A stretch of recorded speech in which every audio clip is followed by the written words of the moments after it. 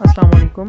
जिस तरह मैंने लास्ट वीडियो में, जो कि इस वीडियो का पार्ट 1 है, उसमें मैंने आपको हाइड्रोपोनिक्स के बारे में बेसिक इन्फॉर्मेशन दी थी, तो उसी को आगे कंटिन्यू करते हैं कि NFT सिस्टम, जो कि न्यूट्रिएंट फिल्म टेक्निक है, वो एक एक्टिव सिस्टम है और उसके अंदर जितने भी मटेरियल यूज़ होता है, जितने भी उसके सामान यूज़ होते हैं उसके अंदर, वो 24 घंटे जो है वर्किंग में रहता है उसका वो सारा मटेरियल।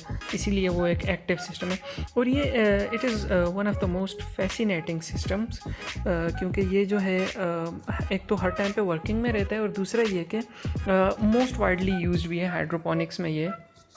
तो जिस तरह मैंने आपको लास्ट वीडियो में बताया था कि NFT सिस्टम है क्या, तो उसमें मैंने आपको बताया था कि एक रिजर्वायर में न्यूट्रिएंट सॉल्यूशन होता है और वो न्यूट्रिएंट सॉल्यूशन जो है वो या तो with the help of different pumps या with the help of different motors उस न्यूट्रिएंट सॉल्यूशन को पंप किया जाता है पाइप्स में या चैनल में, या एक स्ट्रीम होती है उस न्यूट्रिएंट सॉल्यूशन को, उस स्ट्रीम में उसको पंप किया जाता है और उस स्ट्रीम में आपके जो प्लांट्स हैं उस वो लगे होते हैं और उसके रूट्स जो हैं वहाँ से एक थिन लेयर या एक थिन चैनल के थ्रू पर ये न्यूट्रिएंट सॉल्यूशन गुजरता है और वापस आकर उस रिजर्वायर में ड्रेन होता है।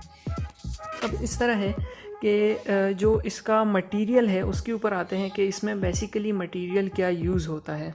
सो बेसिकली जो न्यूट्रिएंट फिल्म टेक्निक है उसकी डिज़ाइनिंग, उसकी फैब्रिकेशन, उसके एक पूरे बिछाने का, एक बनाने का जो सिस्टम है, जो मटेरियल उसमें यूज़ होता है, वो मुख्तलिफ़ पार्ट्स में डिवाइडेड है। मुख्तलिफ़ तरह का मटेरियल यूज़ होता है। उसका मैकेनिकल स्ट्रक्चर अलग है, उसका इलेक्ट्रिकल स्ट्रक्चर अलग है और उसका इवन जो न्यूट्रिएंट सॉल्यूशन बनाते हैं उसका जो है वो लेब मटेरियल वो सारा अलग है। तो अगर हम मैकेनिकल स्ट्रक्चर से स्टार्ट करें तो सबसे पहले जो अगर हम कहें हमें सबसे पहले किन चीज़ों की ज़रूरत है, तो वो PVC पाइप्स जो हैं वो उनकी ज़रूरत है चैनल बनाने के लिए, चूँकि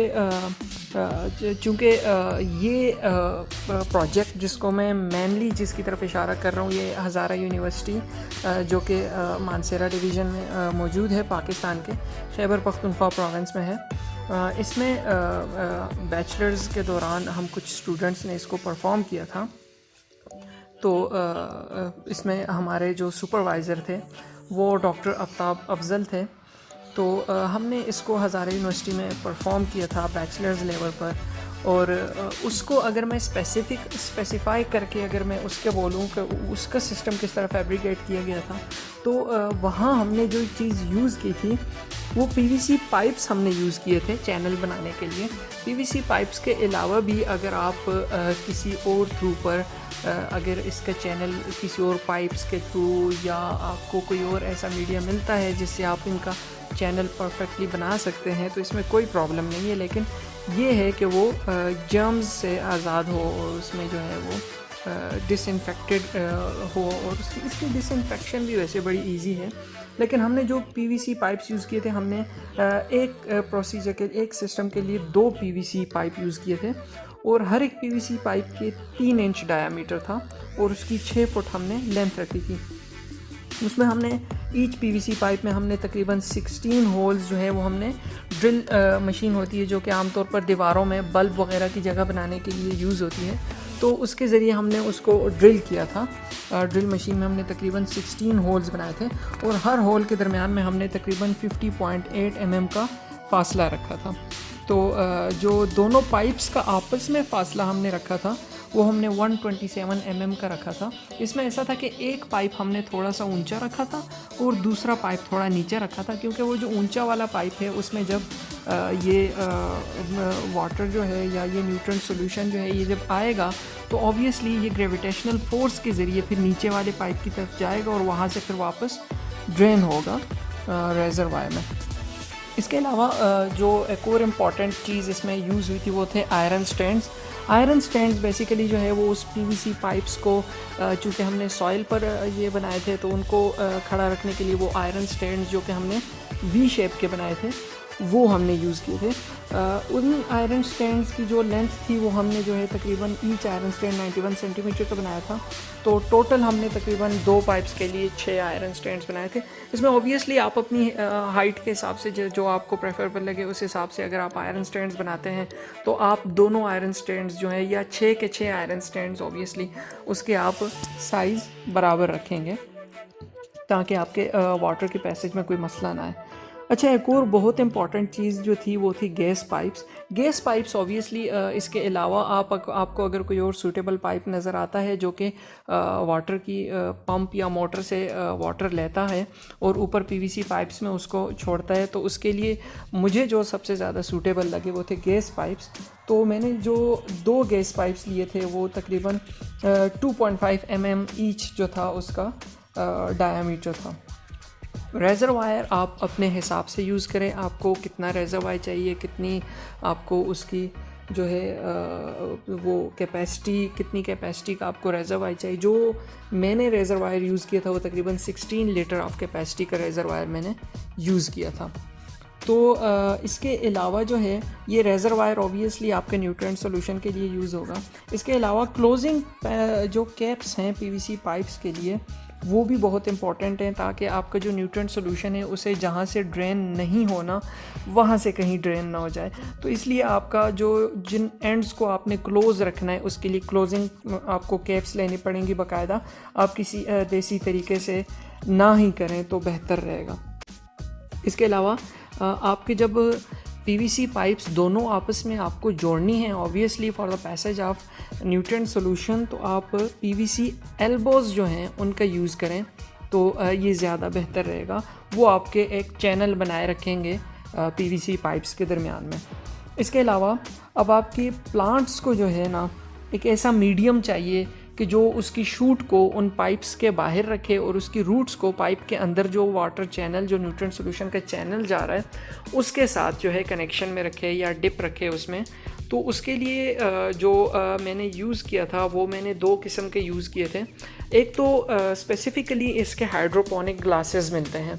जो हाइड्रोपोनिक ग्लासेस स्पेसिफ़िकली मिलते हैं वो उन्होंने डिज़ाइन इस तरह के किए होते हैं कि उसमें आराम से आप प्लांट को एंकर कर सकते हैं और प्लांट सीडलिंग्स वगैरह इनको आप एंकर कर सकते हैं। दूसरी चीज़ जो मैंने यूज़ की थी वो मैंने डिस्पोजेबल ग्लासेस भी मैंने ट्राई की थी कि ये एक लोकल लेवल पर, एक जनरल लेवल पर अगर कोई यूज़ करे वो हाइड्रोपोनिक ग्लासेस जो कि ऑब्वियसली कभी आपको या तो ऑनलाइन ऑर्डर करनी पड़ेंगी चाइना से या फिर आप जो है किसी भी कंट्री से ऑनलाइन ऑर्डर करें या फिर आपको जो है अपनी ही कंट्री में काफ़ी स्ट्रगल करना पड़ेगा ये हाइड्रोपोनिक ग्लासेस ढूंढने के लिए। तो उसके लिए बेहतर ये है कि आप डिस्पोजेबल ग्लासेस भी आप यूज़ कर सकते हैं। इसका फिर बस ये उसका जो बॉटम है उसमें आप इतना होल करें, इतना उसको काटें कि आपका जो प्लांट के रूट्स हैं सिर्फ वो उससे बाहर निकले और आपकी शूट जो है वो उससे नीचे लिंगर ना करें। तो इसके अलावा जो आपने स्टैंड्स के ऊपर ऑब्वियसली पीवीसी पाइप्स को खड़ा किया तो उसमें अक्सर प्रॉब्लम ये आती है कि वो पाइप्स जो हैं वो थोड़े हिल जाते हैं या फिर वो किसी की टक्कर लगने से वो वाटर चैनल सारा ख़राब हो जाता है, फ्लावर्स गिर जाते हैं वगैरह।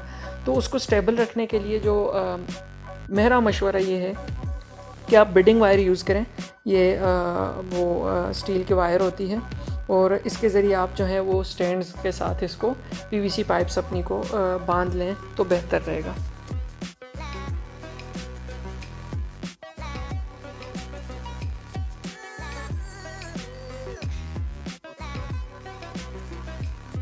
इसकी मैकेनिकल जो स्ट्रक्चर है वो सारी फैब्रिकेशन वो तो बड़ी क्लियर है, जो मटेरियल है वो यूज़ करना है, लेकिन जो इसके इलेक्ट्रिकल कनेक्शन है वो उससे भी ज़्यादा आपके लिए इम्पॉर्टेंट है और उसका यूज़ करना थोड़ा सा टफ़ हो सकता है, लेकिन अगर उसको ठीक तरह से समझा जाए तो उसका यूज़ भी ईजी हो सकता है। जिस तरह अब हमारी कंट्री में प्रॉब्लम ये रहती है, इलेक्ट्रिसिटी जो है वो आती जाती रहती है और बिजली कभी होती है कभी नहीं होती। तो उसके लिए तो ऑब्वियसली मैंने 2 तरह की मोटर यूज़ की, एक अल्टरनेटिंग करंट की और एक डायरेक्ट करंट की। ऑब्वियसली जब लाइट होती है तो वो उस अल्टरनेटिंग करंट को यूज़ करती है और वो मोटर जो है वाटर सर्कुलेट करती रहती है, लेकिन जब लाइट चली जाती है तो उसके लिए हमें फिर ऐसी चीज़ की ज़रूरत होती है कि जो वाया यूपीएस या वाया जनरेटर किसी भी चीज़ के ज़रिए वो काम कर सके जो कि लाइट की ना होने की वजह से इंटरप्ट हो रहा है।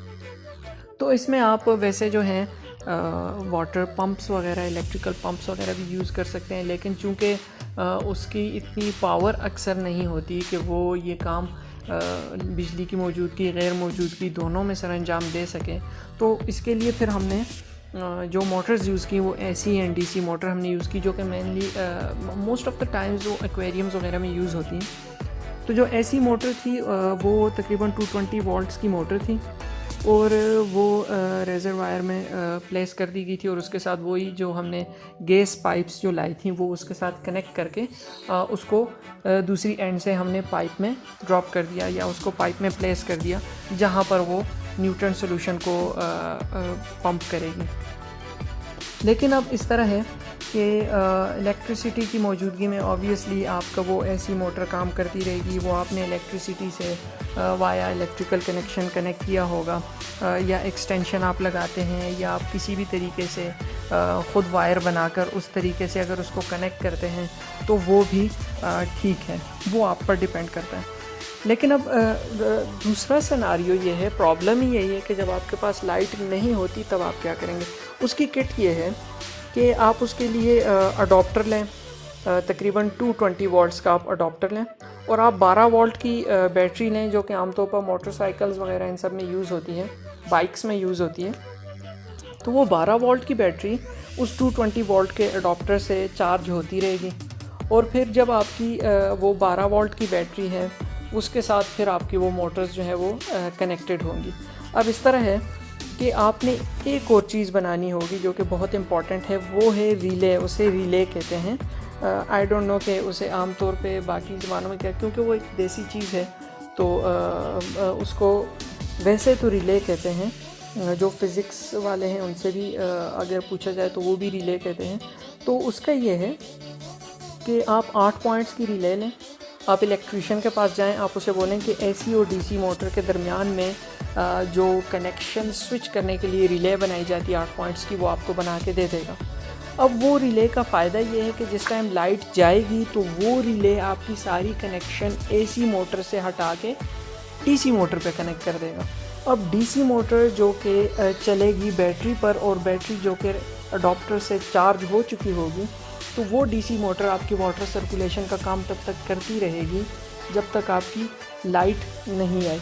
जब लाइट वापस आ गई तो अडॉप्टर चार्जिंग पर लगा देगा बैटरी को, और वापस आपकी वो डीसी मोटर जो है वो कन्वर्ट हो जाएगी एसी मोटर में, और आपका वाटर सर्कुलेशन का काम एसी मोटर स्टार्ट कर देगी।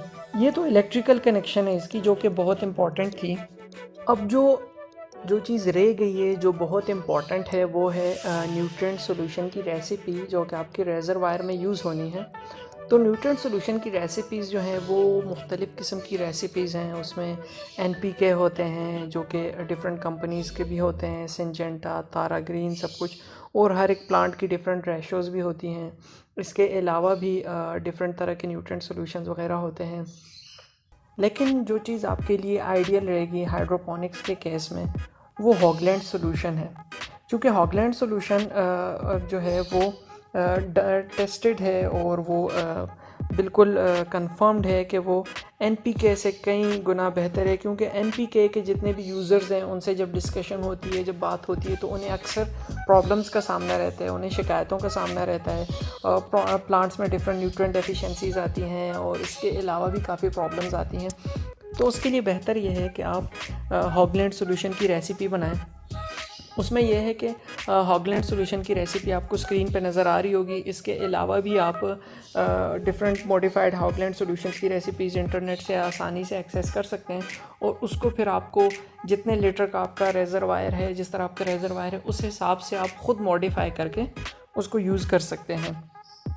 हॉगलैंड सॉल्यूशन के अलावा अगर आप इसको अपने सिस्टम को, अपनी प्लांट ग्रोथ को, इन सब को चेक में रखना चाहते हैं, तो आपके के लिए एक pH मीटर की भी ज़रूरत होगी, जिससे आप अपने न्यूट्रिएंट सॉल्यूशन का pH चेक करते रहेंगे, और जो वो चैनल जा रहा है, वाटर चैनल जा रहा है, उससे pH आप चेक करते रहेंगे। इसके अलावा टेम्परेचर मीटर भी आप ले सकते हैं, अगर आप चाहें इलेक्ट्रिक कंडक्टिविटी मीटर आप ले सकते हैं। इसके अलावा टोटल डिसॉल्व सॉल्वेंट्स आप उसके चेक करें। इन सब चीज़ों को चेक में रख के, इनके स्टैंडर्ड्स वगैरह सब कुछ चेक करके आप अगर हाइड्रोपोनिक्स की प्लांट ग्रोथ करेंगे तो ये आपके लिए बड़ा फ़ायदेमंद रहेगा, क्योंकि जो न्यूट्रेंट फिल्म टेक्निक है वो काफ़ी बेहतर है बाकी टेक्निक से। उसमें जो है वाटर कंजम्पशन या न्यूट्रेंट कंजम्पशन बाकी तमाम हाइड्रोपोनिक्स टेक्निक्स के हिसाब से जो है काफ़ी लो है। इसके अलावा वो आप काफ़ी ज़्यादा ग्रोइंग मीडियाज़, हर एक प्लांट के लिए अलग गमला, ये वो, उन सब हेडेक से आप निकल जाएंगे और इसको आराम से आप पूरे सिस्टम को डिसइंफेक्ट कर सकते हैं। आप रूट क्वालिटी और हेल्थ किसी भी टाइम चेक कर सकते हैं क्योंकि वो आपको विजिबल होते हैं। और इसके अलावा जो है आपका वो साल्ट एक जगह पर आपकी असिमिलेट नहीं होगी, एक्यूमुलेट नहीं होगी आपकी वो साल्ट, क्योंकि वो कॉन्टीन्यूसली चैनल, आपका वाटर चैनल रनिंग में रहेगा। इस वजह से प्लांट डिफरेंट डिजीज़ से, डिफरेंट वो जो न्यूट्रिएंट डेफिशिएंसीज़ और इन प्रॉब्लम से बचा रहेगा। इसके अलावा अगर आपको बाकी भी सिस्टम्स ट्राई करने हैं तो आप वो ट्राई कर सकते हैं, लेकिन हाइड्रोपोनिक्स जो है ये काफ़ी यूज़फुल फार्मिंग है। हाइड्रोपोनिक्स की इम्पोर्टेंस डिनाई नहीं की जा सकती। हाइड्रोपोनिक्स ऑब्वियसली एक रेवोल्यूशनरी प्लांट ग्रोथ एक फार्मिंग का सिस्टम है, एक ऐसी टेक्निक है। तो इसमें अगर देखी जाए इसकी इम्पोर्टेंस तो तकरीबन ये कन्वेंशनल एग्रीकल्चर से तकरीबन ये 95% लेस वाटर यूज़ करता है सॉइल के मुकाबले में, और इसका कोई वाटर जो है वो वेस्ट नहीं होता, वीड्स जो है उसको कंज्यूम नहीं करते। इसके अलावा जो है ये इसमें लेबर जो है वो आप अगर सॉइल कल्टीवेशन के मुकाबले में देखें तो लेबर भी इसमें बहुत कम यूज़ होता है, या इक्वल टू नन ही एक तरह से। और इसका जो है जो ग्रोथ होती है वो ज़्यादा वो एफिशिएंट होती है, और वो ज़्यादा जो है वो फास्टर और हेल्दियर ग्रो करते हैं सॉइल के मुकाबले में। इसकी एक और सबसे ज़्यादा इम्पॉर्टेंट पॉइंट ये है कि ये इसका एक छोटा सा सिस्टम, हाइड्रोपोनिक सिस्टम, वो कहीं भी आप सेटअप कर सकते हैं। फॉर एग्ज़ाम्पल आप रूफ टॉप पर करना चाहें तो आप वहाँ पर भी उसको सेटअप कर सकते हैं, या फिर आप उसको किसी ग्रीन हाउस में सेट करना चाहें आप उस पर भी सेटअप कर सकते हैं, या फिर आप अगर किसी दीवार के साथ उसको आप लगाना चाहें तो आप उसकी ऑब्वियसली फिर आयरन स्टैंड्स वगैरह को छोड़ के आपकी फिर कोई और आपकी प्रेफरेंस होगी, लेकिन आप अगर उसी तरीके से उसको फैब्रिकेट करें तो आप वहाँ भी उसको सेटअप कर सकते हैं। और आप एज आ कमर्शियल उसको यूज़ करना चाहें तो आप अपने हिसाब से आप जैसा आप उसको सेटअप करना चाहें तो it could be set up almost anywhere. और दूसरी चीज़ ये है कि आपके प्लांट्स को आप अगर एग्जैक्ट न्यूट्रिएंट्स दें तो आप जो आम सॉइल के अंदर जो आप ग्रो करते हैं तो उससे ज़्यादा आप जल्दी और उससे ज़्यादा आप बिगर यील्ड्स जो हैं वो भी हासिल कर सकते हैं। और दूसरा ये है कि जो हाइड्रोपोनिक प्रोड्यूस होते हैं, जो हाइड्रोपोनिक प्लांट्स होते हैं, उनकी न्यूट्रिशनल वैल्यू जो है वो ज़्यादा होती है फील्ड ग्रोन क्रॉप से। इसके अलावा अगर देखा जाए तो हाइड्रोपोनिक के लिए जो प्लांट्स ग्रो किए जाते हैं उनका टेस्ट भी जो है वो फील्ड ग्रोन प्लांट्स से ज़्यादा बेहतर होता है। और हाइड्रोपोनिक्स जो है इसके ज़रिए आप जो है इंडोर फार्मिंग भी कर सकते हैं, या फिर जो ऑफ सीज़न प्लांट्स होते हैं वो भी आप इसमें ग्रो कर सकते हैं। मतलब आप तमाम साल भी आप आराम से इसमें प्लांट्स ग्रो कर सकते हैं, क्योंकि ये कंट्रोल एनवायरनमेंट में भी लगाया जा सकता है। तो वो जो हार्श इन्वायरमेंटल फैक्टर्स और ये सब कुछ हैं उनको भी आराम से आप इसमें टैकल कर सकते हैं। तो ऑल इन ऑल हाइड्रोपोनिक्स एक बहुत यूज़फुल टेक्निक है, और ये एक तरह से जो है फार्मिंग का फ्यूचर है। तो फिर इंशाअल्लाह फिर किसी वीडियो में किसी और टॉपिक के साथ आएंगे। तब तक अपना ख्याल रखिएगा। अल्लाह हाफ़िज़।